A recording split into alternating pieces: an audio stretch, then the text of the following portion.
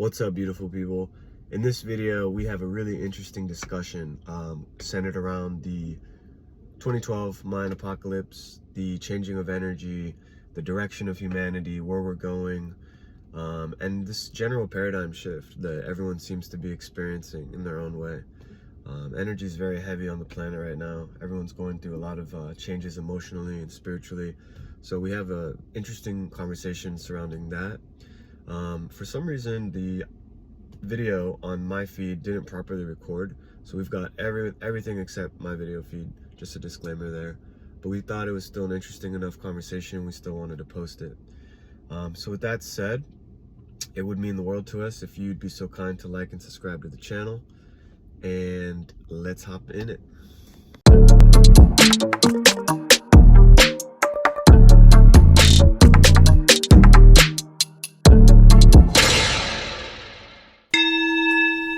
And we're live. Universal birthright. Ladies and gentlemen. See, and when you did that, I was just about to immediately go into like... You know, Yeah. I just want to say it's a blessing to finally be here with you folks. Yes, indeed. Yes. This has been a long time coming. Long time coming, indeed. And we always have such interesting conversations constantly. And I think it's finally about time we record some of them. Yeah. And yeah, so we were kind of talking about the main thing that seems to be on everyone's mind right now, whether they know it or not, is this paradigm shift. right. And the changes that everybody is witnessing and this awareness that everybody is gathering and it's hitting Yeah. at one shot. It's so interesting because I identify this paradigm shift from my own angle, like everyone, right? But I think it's something that we could all kind of touch on, and we all have like a slice of the pie, a little piece of this information, because everyone really is experiencing it in their own way. And these times, and when I say these times, I mean, realistically what I mean is 2012 and onward. But when I say these times, I guess I'm talking about 2020 and onward. Right. Since the start of COVID, since the start of lockdown, since the start of being stuck in your house and all you can do is self-reflect. Right. That was the biggest change that happened in the last 2 years, I think. And it led to a series of paradigm shifts. What else can you call it? Yeah. No, it's like you... All right, what else are you going to do? If you're sitting at home, the government is forcing you. You got no other choice. And if you are going to go out, you're going to be like a Rottweiler, like a caged animal, just, with a mask on. No, you're going to self-reflect. You're going to sit there and just by yourself. And, it got crazy to a point where, there was even people who were starting to lose their mind. The suicide rate in teenagers went up big time during this last 2 years. Fucking nuts. Yeah, I have a couple not a couple, but I have a family member that is, super young and had to deal with that. So that just popped into my mind that, one of the side effects of being stuck with yourself for such a long time is that you're forced to look at yourself in the mirror, And I think that was like a big reason, spiritually speaking, why this happened in the time that it happened. Oh, yeah, I can imagine. That's so many times I look into the mirror and, like, as a grown man, like, that you got to face that. And to have to do that as a teenager going through, like, issues. You're stuck by yourself. Yeah. And, and that's like, you remember, this past weekend when we were just, like, in stare-down mode, right? And you're just you're looking at yourself, right? You're reflecting on your soul. Our retreat. Yeah, our retreat. Just to give context, we went on a meditation retreat. Yeah, we went on a meditation retreat, and one of the exercises was basically, this exercise where you would have to peer into another soul by staring into their eye, almost like a stare off. You know what I mean? Yeah. Eye gazing. Eye gazing, exactly. Yeah. For better words. I'll come back to it later. Yeah, but imagine you're doing it by yourself. You have nobody else to bounce your ideas off of or your thoughts, and you're just, it's almost like, it is solitary. It's like, somebody caged by themselves. So why was the lockdown so particularly grueling? Well, if you ask me, it was in prophecy. Simply put, I genuinely believe that the Mayans had it on the dot, and every day that passes, it seems to be like the culmination of all of my research is pointing me in this direction. I did not stop traveling during COVID. I just want to put that out. I was leaving from Florida to Baltimore on a two-way back and forth for $15. Yeah, you were I was there, $15 back. What? Yes. See, the real ones. Yes, I was in San Diego for like $50. I mean, like the rates during COVID, because everybody was scared of each other. Right. I was just, I'm from the They were just trying to keep. I'm probably a service, so like I'm so used to everybody coughing in my face and somebody sticking me with a needle that like that fear never registered with me. So like we kept it moving. Yeah. So the real ones kept it moving for sure. Everyone kept it moving in their own way, because again, if you go with what the Zen Buddha's take on it is that everything happens exactly the way that it should. Mm-hmm. And I believe that that's the case here. The more I look at it, I really just think that this is a part of this prophecy that's playing out. I mean, how could it be that the Mayans, bro, had this particular date in mind, 2012, which happens to be in our lifetime, right? Enough clues pile in your lap, you become a fool to not look at them. So I'm going to just expose a few of these that have piled up in my lap. 2012, it's prophesized that we're going to experience what's called an apocalypse. The etymology of the word apocalypse refers to the unveiling of something. Apocalypse, the actual like Latin term, or I'm not sure. I believe we'll double check. I wish in the future we'll have a computer guy like Jamie. Yo, run that. But just off my memory, I do believe that it is actually a Greek word, and it can be traced back. I think Thomas is running it right now. Yeah, Thomas is on it. But I believe it originally means it's the unveiling. Right. And when you unveil something, you disclose. Yeah. We want to take it back to its root. We want to understand where this word came from, because it's important to understand what the 2012 apocalypse is about. Right. You have to understand what the word you're saying means. Exactly. And the word apocalypse means the unveiling. So when something becomes unveiled, you see it for the first time. Right. You're seeing behind the curtains. Yeah, the word apocalypse means revelation, curtains.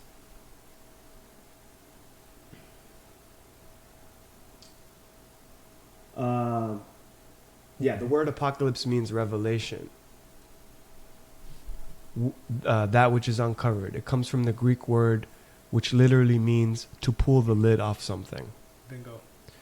So it's really important to have context, and I encourage everyone to do their own etymology. The words are extremely powerful, and when we go in and we look at the origin root of a word, that's when we can have a little bit more understanding of what we're actually intending to say. Right. When we say this word. Right. And also how we've been duped and manipulated to say or think a certain way with these words. Right. Mm. So what do I mean? Shed more light. What do I mean by that? Well, apocalypse is very well known. These elite producers in Hollywood know very well what apocalypse means and what it means for their power structure. So they had an invested interest in painting this word apocalypse in a certain light. And so that's why when in the mainstream consciousness, when you talk about the word apocalypse, you immediately go to end of the world, devastation, right. Troubles, problems. It's a horrible thing. It's the end of the world. Mm-hmm. It's not. I'm waking up. Yep. The That's original like. meaning of the word was actually a very positive thing. It used to be like, this meant like the unveiling. Like, this is great. We're gonna what did it say? Reveal. We're gonna uncover. Can you imagine that? Hey, mama, What? We gotta have an apocalypse. Yes. Pull the lid off. Hey, my house. 8 p.m. for the apocalypse tonight. Okay. Yeah. Except it was like hippies or yogis meditating, like, apocalypse in 12,000 years. Great. Yeah. I'm connecting with my ancestors and they've told me all about this. And, in fact, my future self is here too. It gets weird. It gets weird, ladies and gentlemen. But Reality is way weirder than Yeah. fiction. yes, it is. Yes, it is. But so just to stay on track, so apocalypse was sort of demonized, the word, and in order to throw us off the scent of what's actually happening. Because how could Hollywood or the mainstream consciousness benefit from letting us know that this thing that the Mayans prophesized so many thousands of years ago was actually going to be a paradigm shift? Not in their paradigm, Right. not when they have all this power. Exactly.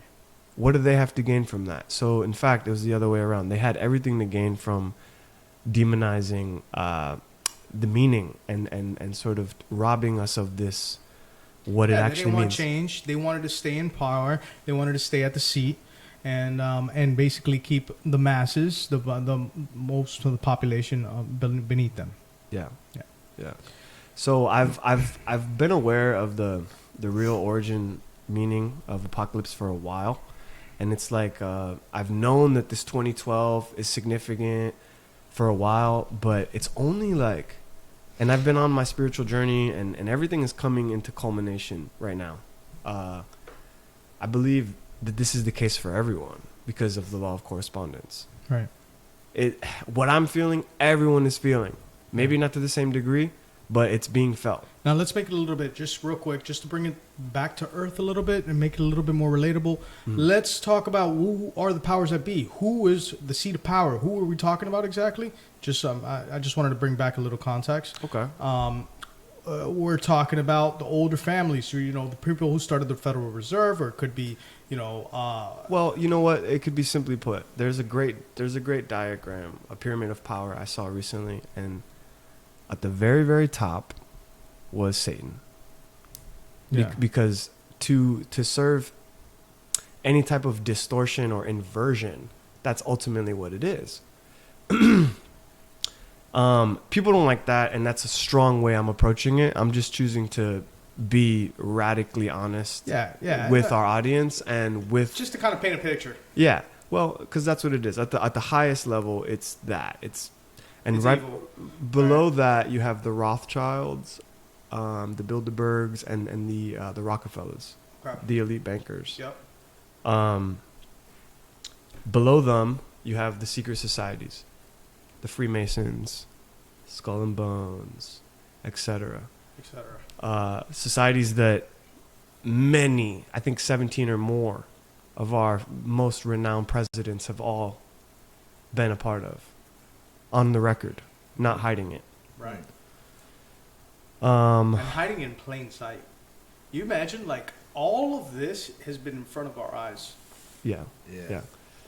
I'd have to look at this diagram, but what's beautiful at this point is that we've been harping on this for so long, as far as who are they, Right. that it's not even It's important. not even important. We know what's going on. Most people are aware of what's going on, and that's actually the beautiful part of this paradigm shift. Bring it in, Drew. Bring it in, Drew. That's what I believe is going on, man. It's genuinely, we're living out this prophecy that is 2012, and we happen to be 10 years going on 11 years into it. And so what that means is we're kind of like 11-year-old little spiritual babies walking around goo goo gagaing, like, what? It's going to start to get fucking real, just like real life gets real. When you're 15, you start having to think about being an adult. You turn 20, you got to start making some adult decisions. You turn 25. So as time goes, you're going to see we're never going back to the old way.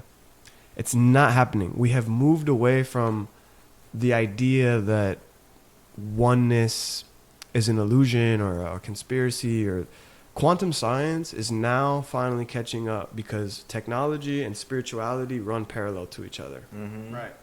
And so as technology evolves, so does spirituality. And so what that means is we're catching up quantum science now has recently, I think 2-3 years ago, said that objective reality is an illusion. That there's no such thing as a baseline reality. That's how much consciousness has an effect on reality.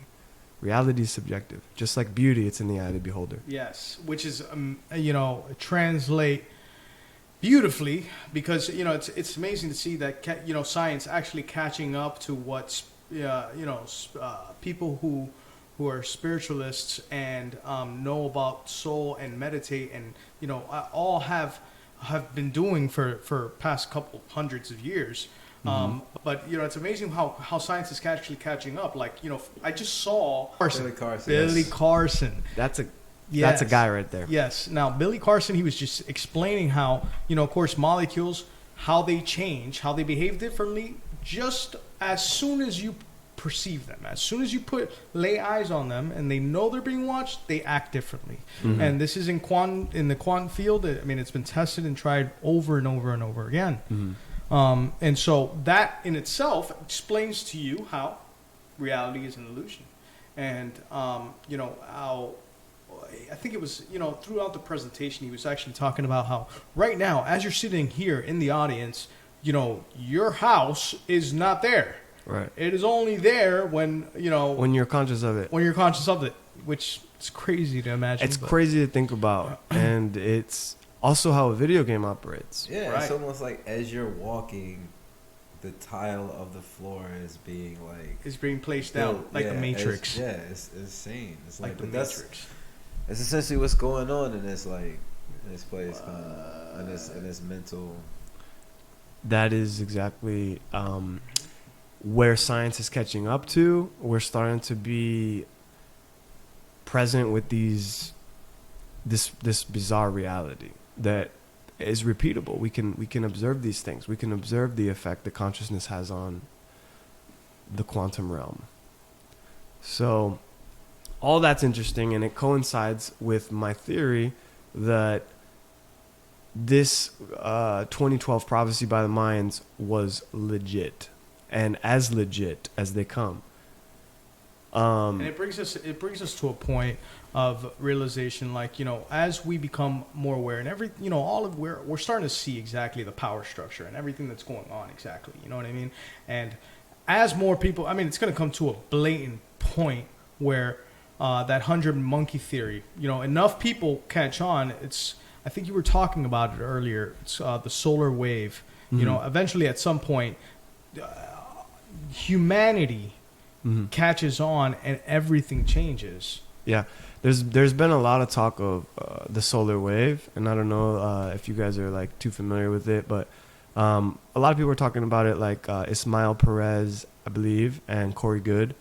They talk a lot about how there's a solar event, and it's actually ongoing. It's a part of this prophecy that the sun, just like our Earth is rotating around the sun, our cluster of galaxies is also in movement, and we are rotating too on a larger scale, because it's the law of correspondence.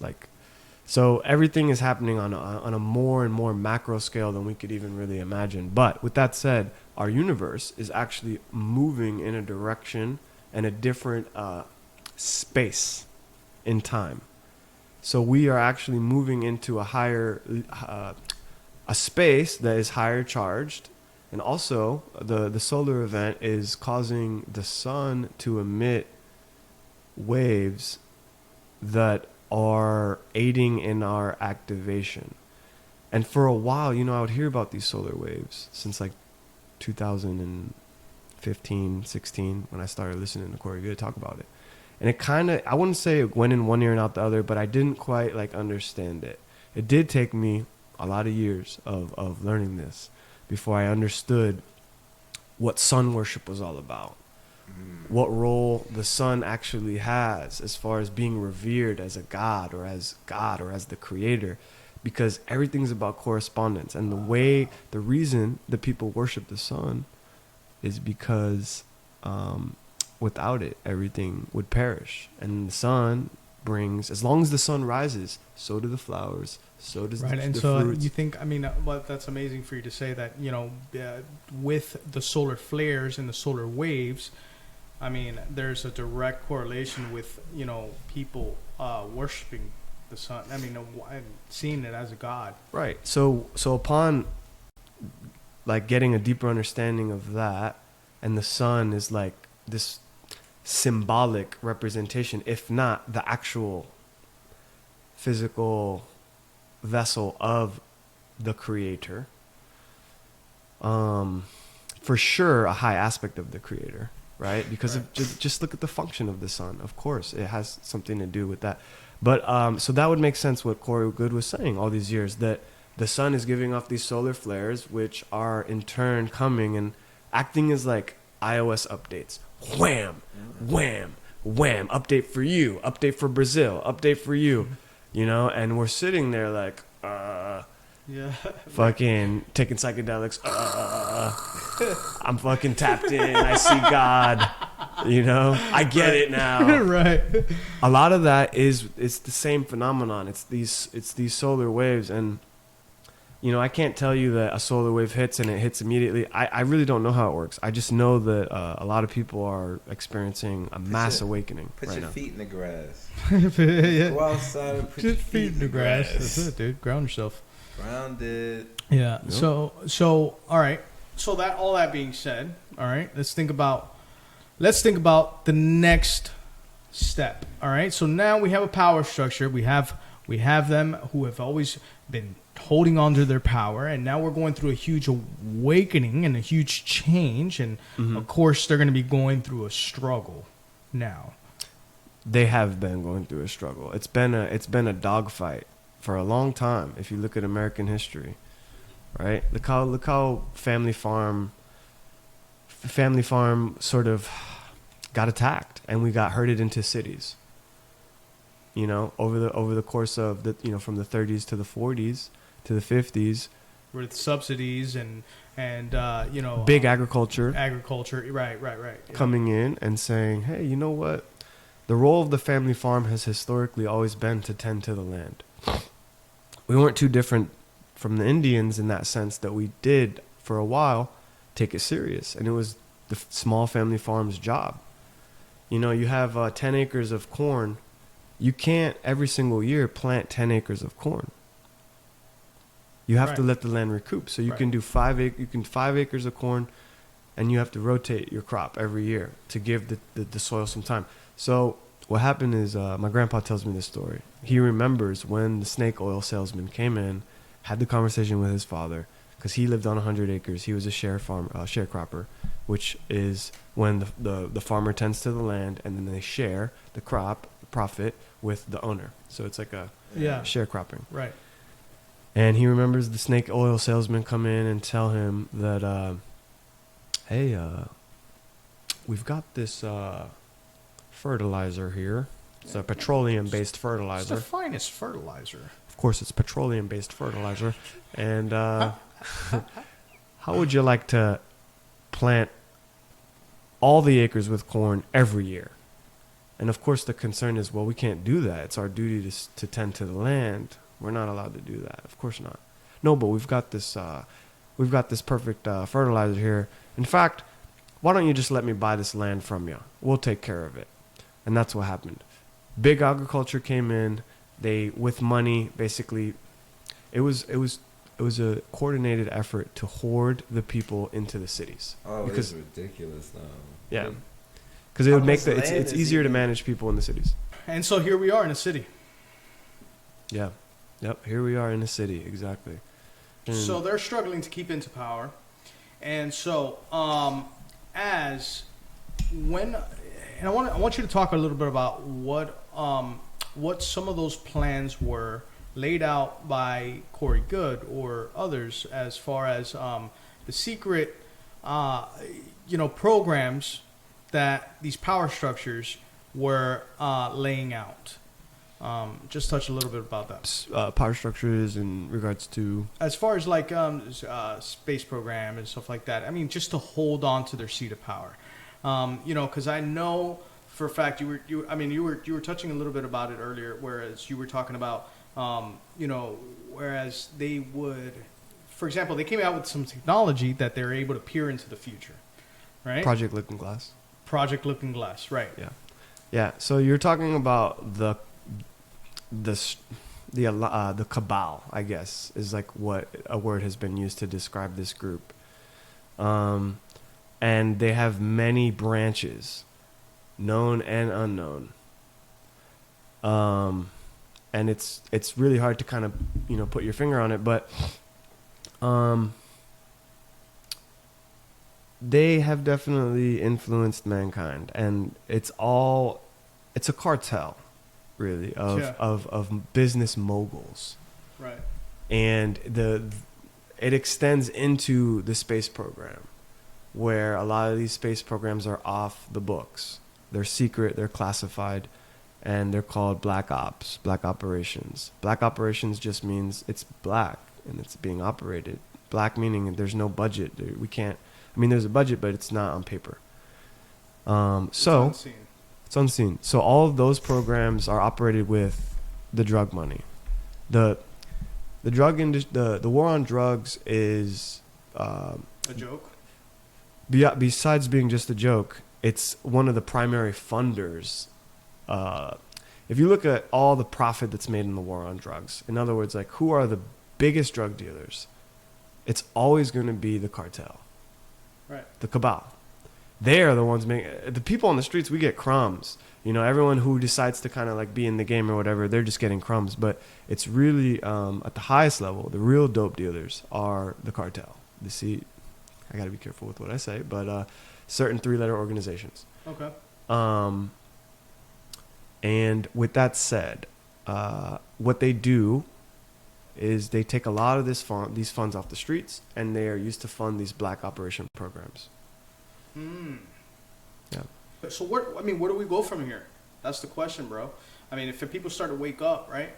People start to wake up, and what do we wake up to? We realize that we are one, we are oneness, and they no longer have the structure, or what? Well, now you're asking the important questions. Where do we go? And I think it circles back to this battle for the timelines that we're on. Yes. Because we are very much in a battle for a timeline right now. And the reason I say it like this, and I'm convicted that this is so, many reasons.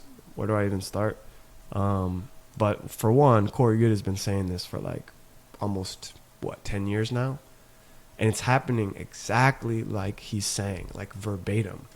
Like Corey Good was the one who said that they're gonna do drip drop disclosure. He's talking about all these out of this world, technology, and sure enough, they are doing it in the manner exactly in which he proposed.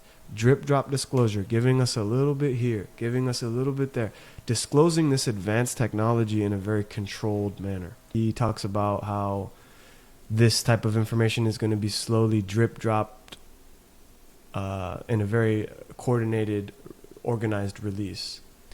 But essentially, the battle for the timelines goes like this. We have two paths in front of us right now. The reason this paradigm shift is so significant and it's such an important moment is because we are faced right now with a path. And in the Indian culture, as I'm becoming more familiar with it, I need to actually do my homework here so I don't butcher anything, but the way I understand it is there's a buffer period in between each changing of the age. And so we're leaving now the Kali Yuga, which in the Indian culture they believe is the worst of it. It's the worst that it can be because it's the furthest away from God. Yeah, it's when the Brahmin is about to wake up and the dream is over. Mm-hmm. Yeah. And so what I believe happens after that is it starts over again. And we are moving into a time where basically all scripture has prophesied in some way or form the merging of heaven and earth. They talk about a time where heaven and earth will merge. And so this is a time, this is called the Golden Age. This is a time where we are in total unity we're unifying back with our true nature of oneness. So I believe that's where we're going, right? But there's sort of two ways that it can be done. Does fear have anything to play in this? Absolutely, because the two paths are love and fear. So it's funny you brought that up. Yeah, it's definitely the fork in the road is, to put it simply, the transhumanist route, Right. where we can allow a technological evolution to guide and dictate our future. The other route is the more holistic, organic, natural way of developing these superpowers, these healing abilities that are akin to a superpower.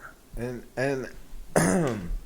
and on my end, just as a a civilian nowadays, I've been noticing like on my timeline, like all the things that I'm following, like essentially like, especially since like Dr. Sebi has like stepped in and kind of relinquished his knowledge and wisdom on the world when it comes to like, was it like raw plant-based diets and stuff like that. Mm-hmm. And then even on like my feed when I'm following people when it comes down to even their workouts, like when I look at these kids now, when I was growing up, I was idolizing Bruce Lee, and now I'm seeing kids right now that I'm like, yo, Idolizing PewDiePie. not just PewDiePie, but like some of these kids that are also idolizing Bruce Lee have taken it like 1,000 degrees further. I idolize him, and then I kind of like found my way into the army, and that was kind of like my soldier, warrior kind of way. Mm-hmm. But now I'm seeing these kids like avoid like being misused by the government, and actually like On TikTok. being able to like put all their passion into their craft.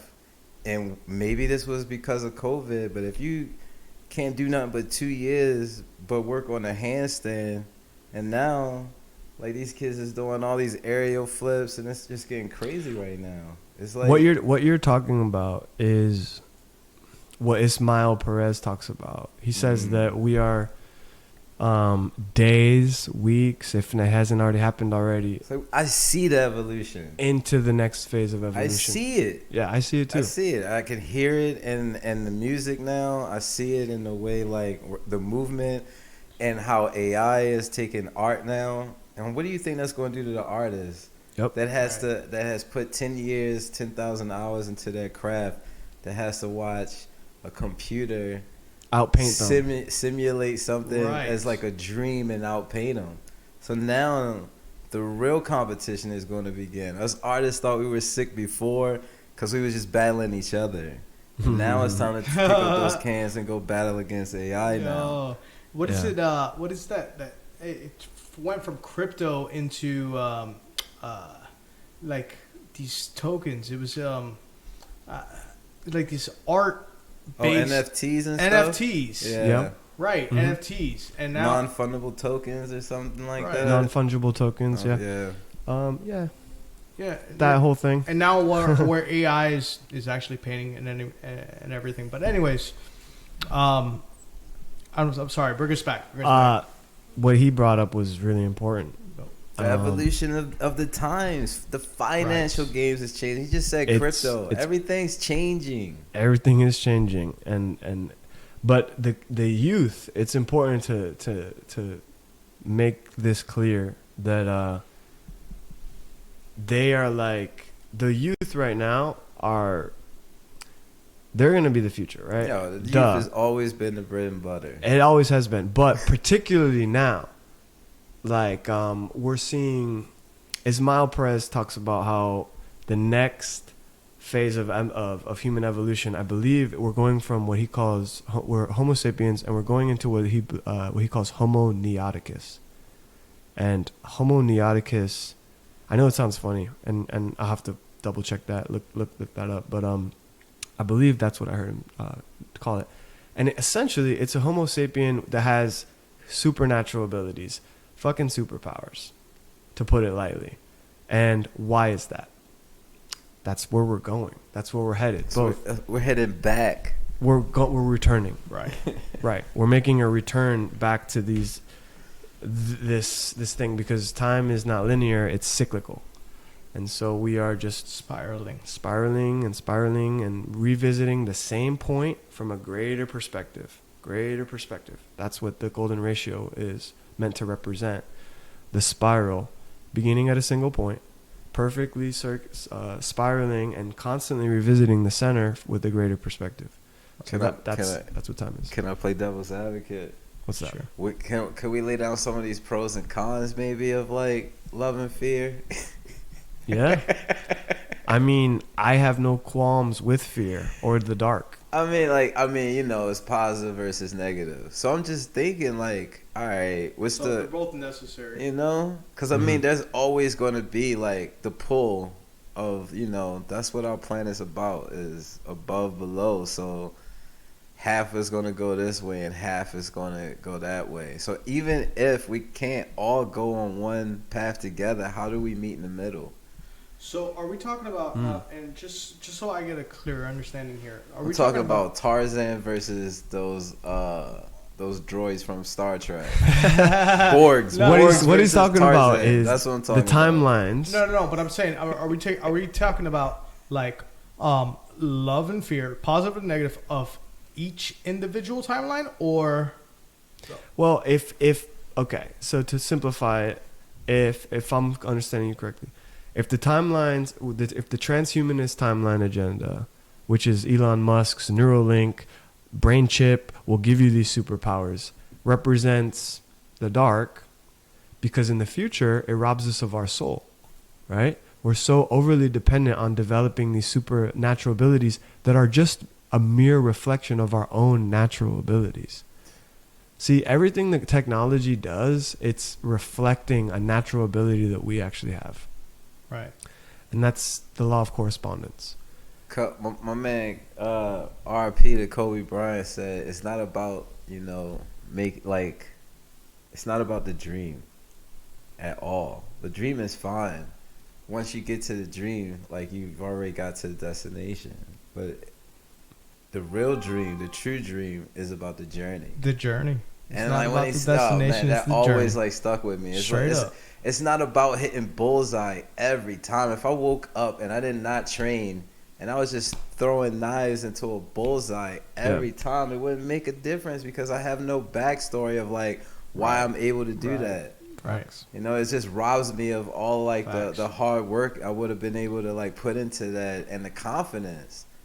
It's taking all that away from me. Like, Yep. why? It's like playing a game and waking up on God mode. Like, after you beat the game, how long are you gonna play it? Yeah. You might cut it on just to show your friends a few times, like, yo, I beat every level, I got every coin, I got everything. But then after that, yeah, it's time to go spend another $70. So That's exactly right. I guess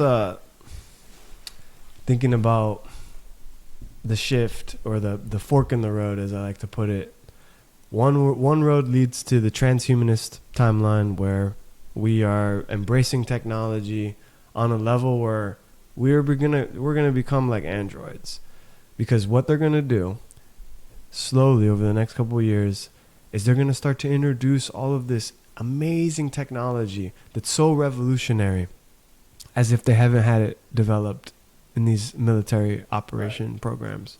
Yep. But they're gonna disclose it in a very controlled way to the public. The whole intent here is to get us on the transhumanist timeline. So we essentially will become the Greys, which are highly advanced spiritual beings that grow their bodies and hop into their bodies just like a Bluetooth connects to a phone. Now, do you want that? That sounds like Independence Day. It's them holding on to control as much as they possibly can, where it eventually just manifests us into us being like that, right? As opposed to, well, from what I understand, the Greys are us from the future and the past, both.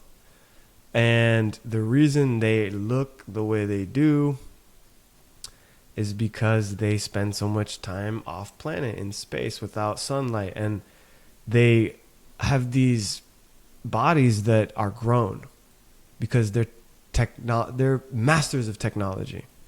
And so when you go down the transhumanist route, we're on a path to become the Greys. The other path, the holistic path, is what many people are probably familiar with, different collective groups, different, like the Palladians, the Arcturians, things like that. These are sort of like, they have a reputation for being positive. A lot of the Palladian type of channels that you see or messages that you see are very, very positive and are talking about unification and coming back into oneness and very like the embodiment of like archangel energy and things like that. It's very holy in my opinion. So I'm a lot more drawn to that timeline. Right. I was raised on an organic farm. Maybe I'm biased, but I want my soul to be organic too. Yeah. I mean, I think I do too. I mean, I think I do, but that's why I had to, play devil's advocate. Well, I was hold on a released second. by Well, the- He's in the middle. How much technology do they have? You know what I'm saying? Like, what kind of technology? They had like the internet, 20 years before they released it to the public? 50, 20? Is that true? Yeah. I'm sure. Yeah. What? Actually, yeah, I know. I'm certain they had it for a good amount of time before they released it to the public. It was originally a military thing. That's why he was talking about just dropping little drops. Yep. Yeah, little drops. Now here's the question, I guess, because you're in the middle of the table and you're a Scorpio, so you like to play with darkness a lot. You're very comfortable in your little, as dark as it can get. So, with that said, which timeline would you choose? All right. I mean, I feel like I already have done the Grey's timeline. You know what I'm saying? Like, I've been lazy. I've been over assertive in like trying to get educated, so I know what it feels like to kind of like want to beat knowledge into your head and not move forward because you're still consuming knowledge instead of like using it to get on your path. So like, if I could rewind, probably like 10 years ago, there was a little report put out like what humans will look like in the future, and it was just like because of our screens and retinas and all that stuff, our eyes will eventually like get bigger because we like learning so much. Because we're technological, our brains are going to advance. Because we don't live so much, we're going to lose muscle.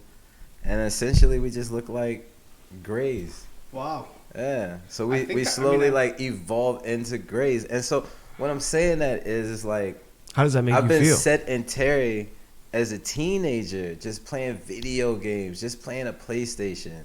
They're just now coming out with like VR, and that's cool, but like, I want my powers back. I want to get in touch with that spirit of like why I even like got to the egg while I was born. I want to get like reconnect with that. So I think that brings up a good point to address in all this. What happens when you start to philosophically understand that when I install a computer chip in my head, then I have access to the internet. I can speak different languages like this. Right. There's there's a wireless charger that can like heal me. All these gadgets sort of hypnotize you into believing that, well, duh, clearly this is the way, right? If we can do this technologically, we should do it.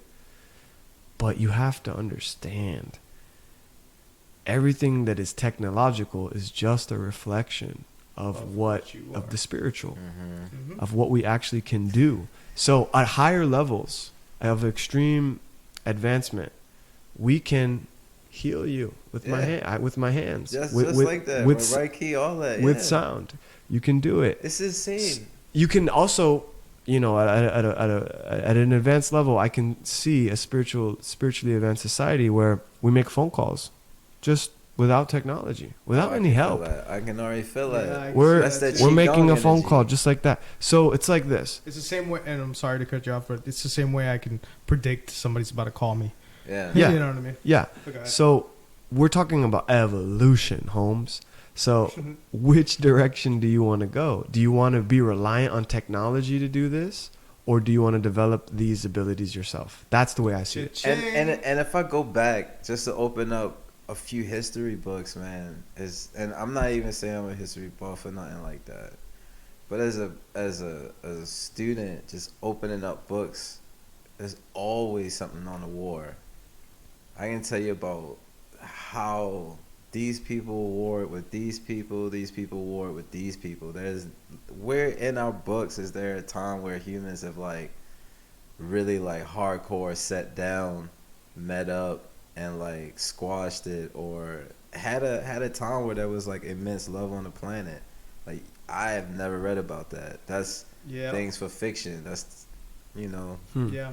this stuff stories. That's are made a out fair of, point. you know. It's a fair point. I think that you could attribute that to So I'm just, running around in circles. That's what I'm saying. Like, me being a human being on this planet is me habitually running in circles. Like, you asking me right now which place I'd rather be. I want to choose something different. Yeah. I'm almost 40 and I'm a veteran of the Iraq War. So like, I know war.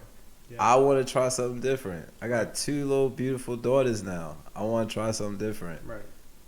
yeah. You know? Well, what's different for you? I mean, I really want to go back to being the most original badass that humans ever sent on Earth to do, and that's like get back to agriculture.